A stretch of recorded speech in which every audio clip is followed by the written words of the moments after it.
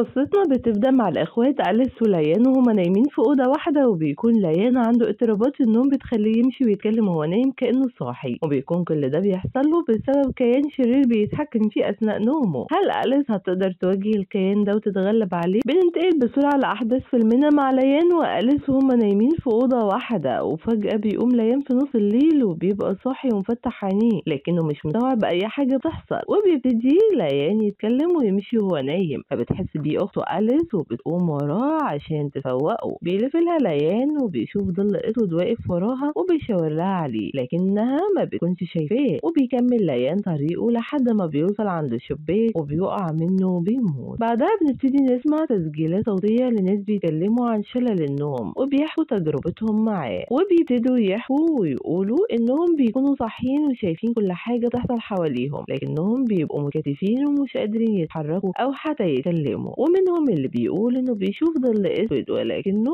مش قادر يتكلم ولا حتى يصرخ، ومنهم اللي بيوصف إنه بيبقى عاجز عن الحركة وحاسس بضغط على صدره كأنه في حاجة قاعدة فوقه. وبنروح للمستقبل مع أليس اللي بتكون كبرت وبقت دكتورة في مجال اضطرابات النوم، وبنشوفها وهي بتصحى من النوم وبتلعب مع بنتها شوية قبل ما تجهز عشان تروح شغلها. قبل ما تنزل بتديلها بنتها رسمة غريبة هي اللي رسمها بتكون فيها أليس وهي نايمة وبتطير في الهواء، وما بتهتمش أليس وبتضحك هي والأب على رسمة بنتهم. بتنزل أليس على شغلها وبنشوفها في المستشفى اللي بتشتغل فيها وهي معاها حالة، واللي بتكون عيلة بتكشف على بنتهم اللي بتعاني من شلل النوم وبيبقوا خايفين عليها جدا، لكن بطمن أليس أسرة الطفلة وبتقول لهم إن ده سببه إن المخ ما بيوصلش لمرحلة النوم العميق، فبيحصل خلط ما بين الواقع والنوم، وده بيوصل المريض إنه يكون جسمه صاحي وبيتحرك لكن مخه بيكون فاصل تماما. وبنروح لمكتب أليس اللي بتبقى قاعدة فيه مع عائلة مورجان اللي بتبقى مكونة من الأب تشارلي والأم سارة وطفلين دانيال وإيميلي، وبتقول الأم لأليس إنهم كان عندهم طفل تالت ولكنه مات من شهرين وهو نايم، وإنه في نفس فترة موت ابنهم التالت عرفوا إن ابنهم دانيال بيمشي ويتكلم وهو نايم وأوقات كان بيصرخ، وإن الموضوع طور لدرجة إنهم بقوا بيشوفوا دانيال وهو مفتح عينيه لكنه بيبقى بيعاني من خناق ومش بيقدر إنه يتكلم أو حتى يتحرك. فبتقول لهم أليس إن ابنهم بيعاني من شلل النوم وبتشرح لهم طبيعة الاضطرابات وإزاي بيتعاملوا معاه. وبتقول الأم لأليس إنه من فترة بدأت العيلة كلها تعاني من مشكلة المشي أثناء النوم، فبتقرر أليس إنها تاني يوم هتحجز للعيلة كلها أوضة في المستشفى عشان تراقبهم وهم نايمين وتقدر تقيم حالتهم. بنروح لعيلة مورجان اللي بيبقوا موجودين في بيتهم، وبيكون دانيال بيكلم والدته وبيقول لها إنه خايف ينام، فبتقول له أمه يعمل زي ما الدكتورة قالت له وإنه يراجع جدول الضرب لحد ما يروح في النوم. وبتسيب الأم الأطفال في أوضتهم عشان يناموا، لكن بعد شوية بيروحوا الأطفال عشان يناموا جنب والدتهم ووالدهم. وفي نص الليل بيقوم الأب والأم وإيميلي بنتهم وبيمشوا هما نايمين ما عدا دانيال اللي بيبقى لسه نايم في سرير. بتروح الأم ناحية الخلاط وبتكون بتتخيل إنها بتعمل عصير، وفي نفس الوقت بنشوف الأب وهو قاعد بيتخيل نفسه شايل طفل وبيحاول ينيمه. وبنشوف إيميلي اللي بتكون ماسكة مقص الجنينة وبتقطع العرايس بتاعتها. بيصحى دانيال من نومه في الوقت ده لكن بتكون مسيطرة عليه الحالة الخاصة بشلل النوم، وبيشوف دانيال ظل أسود كبير بيقرب منه لكنه برضه ما بيبقاش قادر ينطق وينادي على حد ولا يتحرك، وبيقرب منه الظل ده وبيفضل يحرك سرير دانيال جامد لحد ما بيشوفوا الكلب بتاعهم وبيفضل ينبح جامد. فبيصحى الأب والأم وبيفوقوا بسرعة وبيدخلوا يطمنوا على دانيال، فبيلاقوا قاعد بيعيط بسبب اللي شافه. بنروح لتاني يوم وبنشوف أليس اللي بتصحى من نومها بسبب التفكير في أخوها ليان والحادثة اللي حصلت له، وده لأن حالة دانيال بيكون شبه حالة أخوها جدا. وفي شغلها بنشوف عيلة مورجان اللي بيكونوا جم علشان أليس تحطهم في أوضة واحدة عشان تراقب تصرفاتهم وهم نايمين، وبتقول لهم إن الأوضة فيها كاميرات وإنها هتكون شايفة كل حاجة هتحصل معاهم، وبتقول لهم يصرخوا ويناموا. فبيقول لها دانيال لو في طريقة يقدر بيها إنه ما ينامش أصلا لأنه مش عايز يشوفه تاني. ما بتفهمش أليس هو يقصد مين. في الوقت ده بيتدخل تشارلي وبيهدي ابنه وبيقول له إن دي كلها مجرد تخيلات دماغه مش أكتر، وبتقول أليس لدانيال إنها هتفضل جنبه ومش هتسيبه وبطمنه بإنها هتساعده. وبعدها بنشوف أليس وهي قاعدة في غرفة المراقبة مع دكتور مالكوم زميلها، وبتقول له إنها متأكدة بإن حالة العيلة والمشاكل اللي بتحصل معاهم بسبب الأزمات النفسية اللي حصلت لهم مؤخرا، زي مثلا موت ابنهم، فقدان الأب لوظيفته، وإن الأب مدمن كحوليات وده ممكن يكون له علاقة بأزماتهم. بيرد عليها مالكوم وبيقول لها إنه كان عنده مريض زمان بيعاني من مشكلة المشي أثناء النوم لدرجة إنه هو نايم كان بيخلص شغل مزرعته كله. في الوقت ده بنشوف إن عيلة مورجان بيقوموا عشان يمشوا هما نايمين ما عدا دانيال اللي بيكون نايم مكتف في سريره ومفتح عينيه وشايف كل حاجة بتحصل، ولكنه كالعادة مش قادر يتكلم أو يتحرك. وفجأة بيتكسر إزاز المستشفى وبيلاقي دانيال نفس الظل الأسود بيقرب منه مرة تانية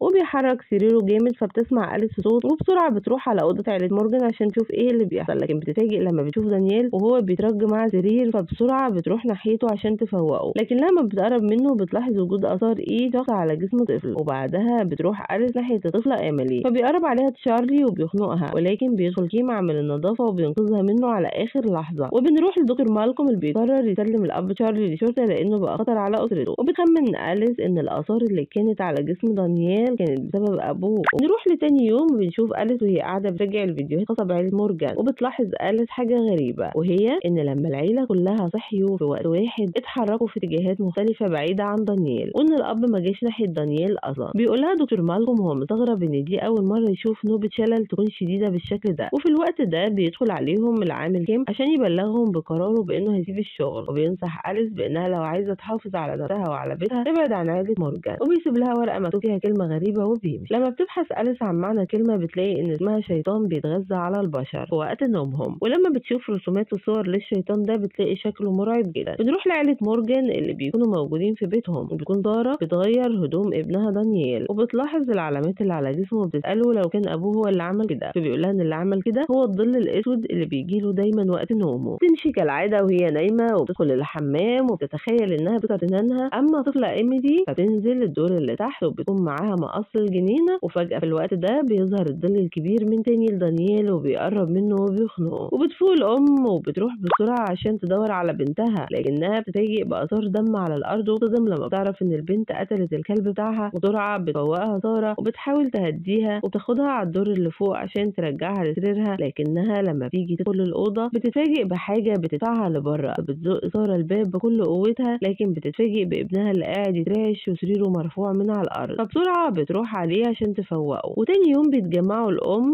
سارة وإيميلي ودانيال في جنينة بيتهم عشان يدفنوا الكلب بتاعهم، وبعدها بتروح سارة لأليس المستشفى عشان تقول لها إنه مش تشارلي هو اللي ضرب دانيال، وإن في كيان غريب هو اللي عمل كده وبيحاول ياخد ولادها منها، وترجاها تخرج تشارلي من السجن. بترفض أليس ده وبتتعصب سارة لدرجة إنها بتضرب أليس وبتزعلها وبتقول لها إن مهمتها تساعدهم مش تدمرهم. وبعدها بنشوف أليس وهي في السجن عند تشارلي بيقول لها إنه يومها شاف ظل أسود في الأوضة، وإنه لما هجم عليها خنقها، فده عشان كان فاكر إن أليس هي الظل الأسود ده. فبتصدقوا أليس وبتقول له إن مرضى كتير بيعانوا من شلل النوم وصفوا الظل الأسود ده إن هم بيشوفوه. وبتخرج سارة تشارلي من السجن وبنشوف أليس وهي وتشارلي وهم رايحين عشان يقابلوا العامل كيم، يمكن يكون عنده طريقة ينفع يساعدهم بيها، لكنها في الأول بيرفض يتكلم أو يقول أي حاجة وبيبرر ده بإنه خايف يتأذي. فبتهدده أليس وبتقول له إنه لو ما كلمش هتبلغ عنه إن هو اللي كان بيسرق الأدوية من المستشفى. وبيروحوا كلهم على بيت عيلة مورجان وبتركب أليس جهاز الأكسجين لدانيال عشان يفضل صاحي أكبر وقت ممكن، وبيقعدوا كلهم يتكلموا حواليه، لكن بيروح دانيال في النوم. فجأة بيتشنج طفل وبتبتدي تظهر عليه أعراض شلل النوم، بتاخد أليس وسارة الطفل وبيروحوا بسرعة على البانيو وبيحاولوا يفوقوه، فبيحسوا بقوة خفية بتشد منهم الطفل وبتحاول تغرقه، لكن بتنجح أليس إنها تاخد دانيال من الكيان ده على آخر لحظة. وبنشوف أليس وهي بتدي دانيال حقنة كانت جايباها احتياطي معاها عشان تفوق دانيال لو حصل حاجة ودخل في نفس الأعراض. وبتكلم أليس مع العيلة وبتقولهم إن الكيان ده هو اللي بيخليهم يمشوا وهم نايمين، وبيشغلهم بالكوابيس عشان يعرف يتغذى على دانيال أثناء نومه. وبتقول لهم أليس إن الحل إنهم يتجاهلوا كوابيسهم وما يركزوش معاها. وبعدها بنشوف أليس وهي بتدي منوم للأم والأب عشان يناموا نوم عميق وما يحسوش بأي كوابيس. بياخد كم طفلة إيميلي معاه لبيته خوفا عليها من إنه يحصل لها حاجة تأذيها. وبعد ما الأب والأم بياخدوا الحقن المنومة بيناموا كلهم حتى دانيال، لكنهم بيفوقوا في نص الليل بكوابيس بيكون لها علاقة بحاجات حصلت معاهم في حياتهم. وبنشوف الجد اللي بينجح في إنه يفوق من كابوسه وبيقدر إنه يشوف الظل الأسود، وفجأة بيقرب الظل من الجد وبيدخل جسمه، وبتكون فاقت أليس من كابوسها وبتشوف الجد وهو واقف وبيكون شكله غريب جدا، فبيضربها الجد وبيوقعها على الأرض، وبيروح الجد ناحية دانيال وبيقرب منه وبيخنقه، لكن أليس بتكون قامت وبتروح على الجد بسرعة بسرعة وبتضربه بسكينة وبيموت. وبموت الجد اللي الكيان الشرير بيكون جواه بيكون نجحت أليس في إنها تنقذ حياة عائلة مورجان، وبترجع العيلة تمارس حياتها طبيعية مرة تانية، على عكس أليس اللي بنشوفها في مصحة نفسية بتعالج من أثر الحاجات اللي عاشتها مع عائلة مورجان. وفي يوم بتكون أليس بتتكلم مع عائلتها فيديو كول، لكن بتتصدم أليس فجأة لما تسمع بنتها بتغني نفس الأغنية اللي كان بيغنيها ليان أخوها قبل ما يموت. تفهم أليس من ده إن الكيان الشرير ده قرب من عائلتها مرة تانية عشان يتغذى على حد جديد. وهنختم أحداث قصتنا على كده. وفي النهاية عزيزي المشاهد ما تنساش تعمل لايك للفيديو وتشترك في القناة وتفعل زر الجرس لو انت مش مشترك عشان يوصلك كل ملخصاتنا الجديدة. سلام.